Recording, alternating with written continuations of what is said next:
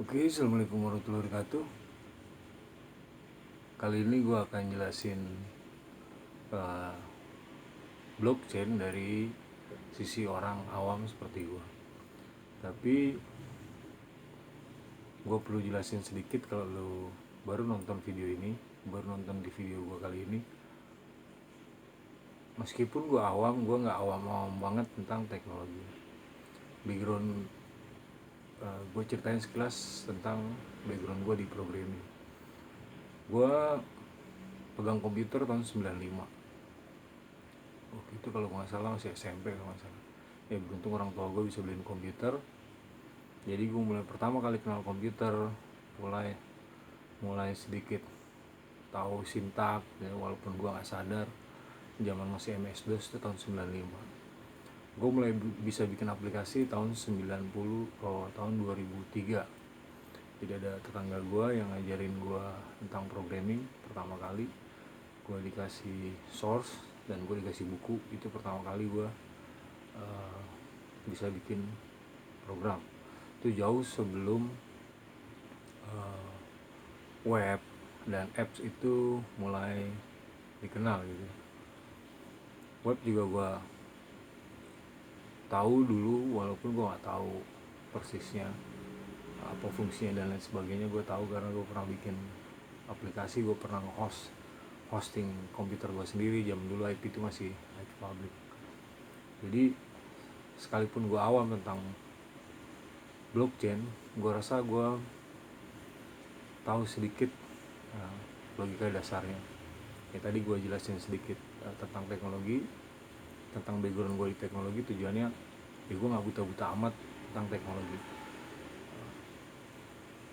Satu yang perlu diingat, apapun yang lo pernah baca, lo pernah dengar, atau mungkin sekarang lo jalanin, menurut gue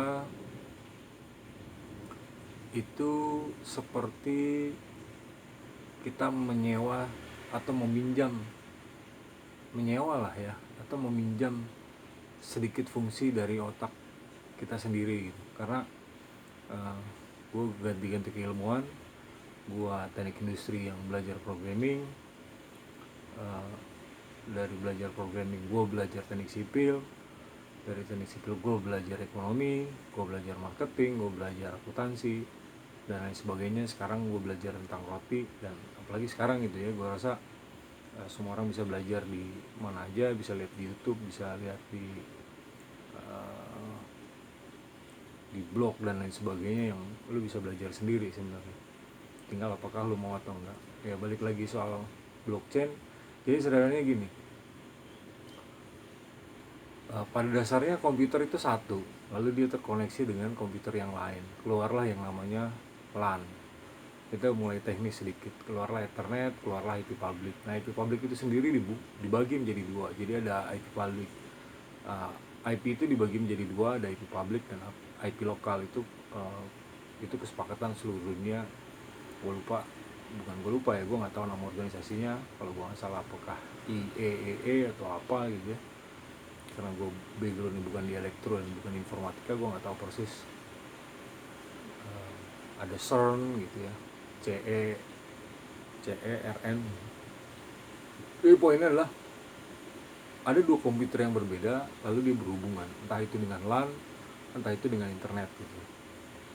Jaringan internet kita sebut karena internet network. Jadi beda IP, beda segmen. Kayak misalnya alamat rumah lo di Gang Mangga, terus lo mau berhubungan dengan orang di Gang Popaya gitu ya, itu gampangnya. Nah, untuk berhubungan dengan dua gang yang berbeda itu dibutuhkan, itu disebutnya namanya internet. Kalau dia masih sini sama-sama di Gang Mangga gitu misalnya, atau dia sama-sama di Gang Popaya, gampangnya gitu lah. Nah, dua komputer yang berhubungan ini zaman dulu dia harus berdiri sendiri gitu. Zaman kesini komputer makin keren, keluarlah yang namanya virtual machine. Ada komputer di atas komputer. Nah, keluar lagi yang namanya kontainer gitu ya. Yang dulu wah semua orang jelasin ke gue ribetnya minta ampun. Ternyata kontainer itu ya seperti apa yang gue perkirakan, bahwa dia hanya sebuah bagian di komputer ya, yang menggunakan sistem operasi komputer itu sendiri gitu. Jadi ada komputer di atas komputer, cuma bedanya virtual machine adalah uh, sebuah komputer yang bisa berdiri sendiri. Karena tadinya dulu komputer saking lambatnya cuma misalnya 486, RAM-nya terbatas, hard disk-nya terbatas. Uh, Sekarang jadi ada 2 komputer atau 3 atau ratusan komputer di dalam sebuah komputer itu sendiri. Itu yang dipakai oleh perusahaan-perusahaan hosting, VPS dan lain sebagainya. VPS itu virtual private server gitu.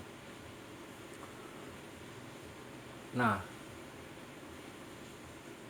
sekarang kita bicara blockchain gitu ya. Nah, sebelum lari ke blockchain kan kita harus tahu dulu dasarnya apa sih.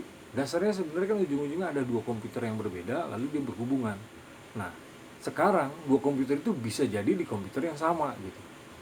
Nah, begitu teknologi mulai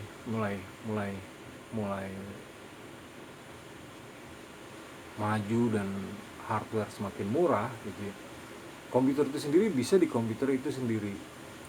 Nah, sekarang dia bisa lintas batas antar tetangga gitu ya. Tadi enggak ngomong enggak ke Gang Pepaya, bisa ke antar kota, bisa antar kantor pulau, bisa ke antar negara gitu ya. Nah, di software sendiri gitu ya, kalau lu pernah pakai Windows Server gitu ya, gua pernah pakai Linux juga sedikit, cuma gue basicnya dari Windows, jadi gua menangkap apa yang ada di Linux dengan pola yang ada di Windows, gampangnya gitu. 2 OS itu yang pernah gua pegang, gua nggak tahu OS X gitu. Nah, di Windows sendiri gitu, gampangnya gini, kalau mau agak sedikit lebih ke teknologinya, gampangnya ngebayanginnya gini, hosting gitu ya. Jangankan kita yang kecil gitu ya kan, aplikasi sebesar WhatsApp, Instagram gitu kan, kemarin aja pernah down. Lu kebayang kan? Itu pernah down gitu kan. Ya gue nggak tahu apa yang terjadi, apakah IP-nya, apakah DNS-nya, apakah lain, gue nggak tahu. Nah,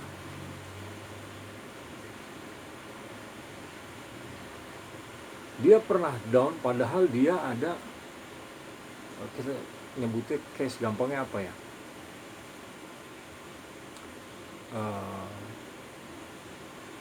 Gampangnya pola sederhana si blockchain tuh nggak ubahnya kayak sebenarnya source code, dan gue yakin source code yang dia hanya, kalau di programming yang agak-agak jahil-jahil dikit, mereka nyebutnya namanya kayak jiggling gitu. Jadi logikanya adalah biar sederhana, gampangnya bayanginnya kayak gini.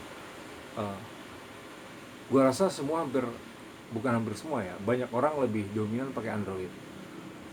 Kalau lu pernah dengar yang namanya Dropbox gitu ya, lu pernah pakai yang namanya Gmail Drive yang ada di HP lo, itu kan poinnya adalah sinkronisasi gitu. Jadi file yang ada di HP sama dengan yang ada di komputer lain di cloud itu di internet, entah di mana komputernya. Dan yang satu lagi, begitu lu buka di laptop, begitu lu buka di HP yang lain, dia akan synchronize gitu.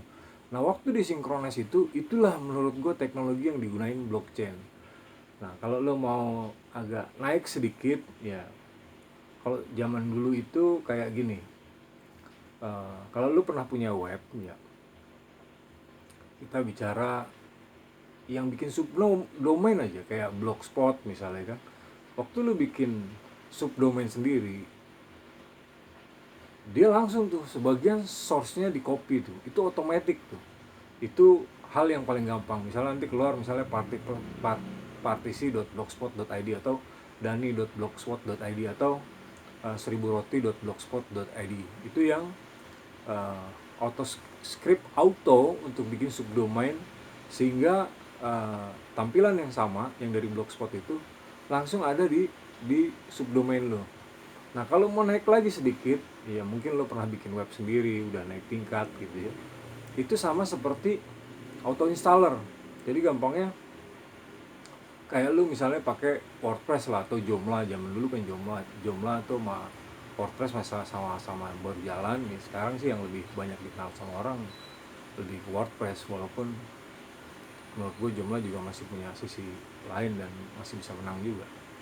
Cuma karena timnya, gue nggak tahu apa tim yang ada di belakang sana itu nggak sestabil si WordPress kan hampir 700 orang kalau nggak salah ya, karyawannya semua remote.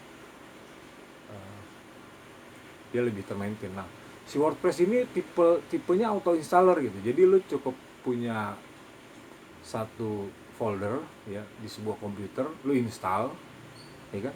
Dia langsung tuh dia bikin tabelnya, atau ekstrak tuh sebenarnya cuma mengcopy si file itu ke dalam folder tersebut. Ya kurang lebih logikanya kayak gitu. Nah, tinggal dia ditambahin sama API tadi kayak synchronize gitu ya, kayak tadi Google Drive waktu lu buka di HP lu sama yang ada di laptop, sama yang ada di komputer gitu kan. Lu mau berapa perangkat pun dia akan sama gitu. Jadi poinnya sebenarnya blockchain itu seperti itu. Dia hanya auto compile atau auto hit lah, auto. Jadi begitu gua ngasih instruksi, di instruksi itu ada instruksi lagi yang digunakan untuk menjalankan atau mengcopy, menjalankan instruksi lain yang isinya insert, copy, insert, atau move lah. Terus dia create gitu, insert table bla bla bla bla bla di komputer yang lain. Nah, pertanyaan tinggal satu, apakah dia pakai virtual machine atau dia pakai kontainer? Karena baru dua itu setahu gue tempat buat naruh sesuatu gitu. Itu dari sisi logika sederhana si blockchain. Nah, blockchain kan katanya konon adalah sebuah database yang auto replicate gitu kan. Dia tereplikasi di beberapa, mereka nyebutnya namanya blok. Kalau menurutku blok itu pasti antara virtual machine atau kontainer. Sama seperti saat gue belum ngerti virtual machine dan sama seperti saat gue belum ngerti kontainer. Cuma kenapa gue nggak mau mendalami blockchain ya tadi lagi-lagi buat apa gitu kan. Kalau jadi duit gue dibayar untuk mempelajari itu is oke. Kalau nggak mau buat apa gitu. Kita yang real aja sekarang. Mana yang jadi duit ya bukan nggak mau pelajari, karena balik lagi lu mempelajari sesuatu tapi nggak jadi duit mau buat apa gitu kan. Terus kegunaannya ya tadi kan intinya kan itu seperti sebuah backup gitu, replicate gitu kan. Dia auto replicate. Jadi misalnya gue transaksi gitu ya, itu kan namanya database. Misalnya gue bayar aja, nah semua si blok-blok ini akan menyimpan data tersebut. Nah tinggal yang jadi pertanyaan kan gini, manfaatnya buat apa sih? Apakah sepenting itu? Kan kita balik lagi, apalagi kita misalnya, apalagi lu yang punya perusahaan gitu ya, apalagi lu yang punya perusahaan, kan kita bicara pasti cost dan efisiensi, cost and benefit gitu kan.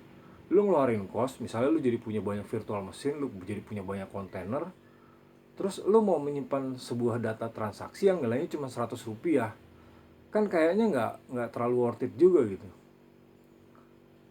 Itu sih menurut gua. Nah, balik lagi di teknologinya si server lah, gampangnya gini. Di server tuh ada yang namanya